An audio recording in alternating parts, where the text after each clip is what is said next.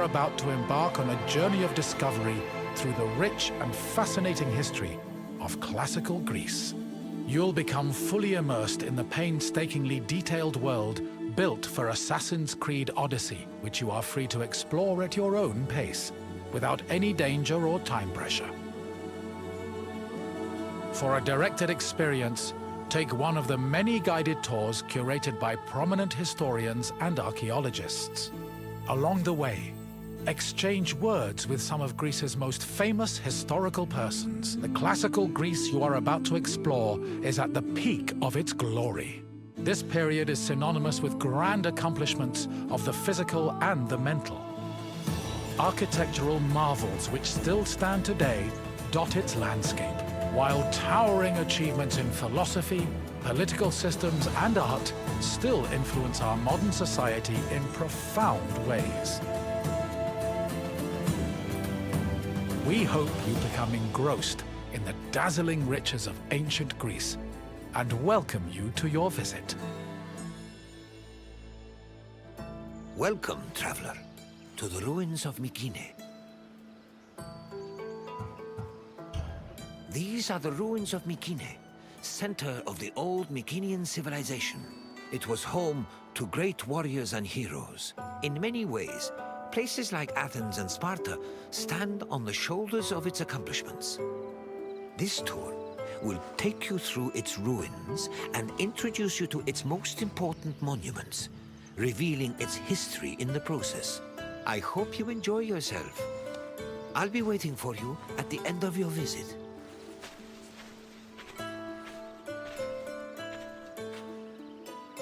Between 1600 and 1200 BCE. During this period, it was mainly located in the Peloponnese and central Greece. Mycenaeans were known for exploring distant lands. Notably, they battled the Hittite-allied city of Walusa in a conflict that was believed to be the inspiration for Homer's Trojan War. But the Mycenaean people didn't only travel to fight. They learned much from their neighbors, the Minoans of Crete, such as how to write syllabic script on clay tablets. Such tablets provide evidence that Mycenaeans spoke an early form of Greek. They also tell of how great Mycenaean kings ruled over their warriors from opulent palaces in places like Mycenae, Thebes, and Knossos. The entrance to Agamemnon's citadel, or the Lion Gate, is one of the most iconic monuments in Mycenae. It is impressive for both its height and for the intimidating rendering on its relief, which depicts two lions standing on either side of a column.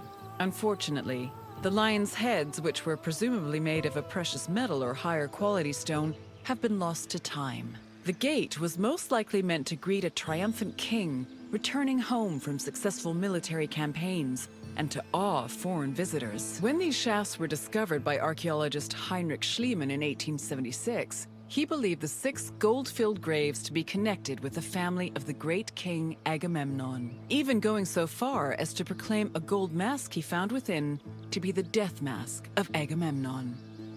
However, this was refuted by later excavations, which showed that the 19 bodies buried in the shafts dated back to a few hundred years before Agamemnon was even born. In fact, at the time of the body's burial, the Lion Gate and the citadel walls had not even been built yet.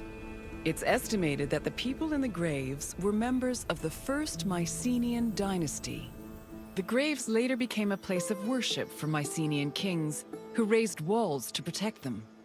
These walls helped preserve several incredible artifacts, including women's jewelry, death masks, and masterfully crafted weapons. By 1250 BCE, Mycenae was at the height of its power, and its living quarters and workshops were numerous. Houses were built everywhere, from the top of the palace's hill near the king's residence, to the slopes and terraces within the walls, to the nearby hills outside the citadel.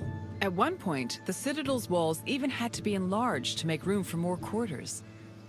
The people who lived inside the citadel were those with high status in either the military, religious, or administrative sectors of the kingdom. This is reflected by the ceramic and metal vessels inside the houses, as well as their painted plastered walls. A traveler seeking an audience with the king would have first ascended a steep ramp from the Lion Gate to the citadel's summit. Here, they would have walked into the palatial complex through a grand entrance called the propylon. Once inside, their gaze would immediately be drawn to the palace's main hall, a monumental area known as the Megaron. The vividly decorated Megaron, which glittered with precious objects and colorful frescoes in its heyday, was where the king would have received the traveler. If the king was feeling generous, he would have shared with the visitor the palace's most marvelous feature, its commanding and majestic view, which stretched from the plain of Argolis to the gleaming Aegean Sea. It was in this palace where a legendary Mycenaean king like Agamemnon would have held court. According to Homer and other poets, Agamemnon led the Greeks in the sack of Troy. Stories say that he was a fearsome warrior on par with Achilles, but also an overly ambitious and arrogant ruler. He sacrificed his own daughter, Iphigenia, to convince Artemis to grant his ship's passage to Troy. After conquering the city, he returned to Mycenae with mounds of riches, and a Trojan named Cassandra as his concubine. Agamemnon's wife, Clytemnestra, was not pleased with her husband's sacrifice of their daughter. She plotted to murder her husband out of anger. The plot was successful, and, depending on the version of the story, Agamemnon was either murdered in his bath by Clytemnestra or killed by his cousin Aegisthus during a banquet. You've completed the tour. I trust it was an eye-opening experience. Though it did not last, Mycenae was a sort of precursor to what would eventually become the Greek civilization we know today.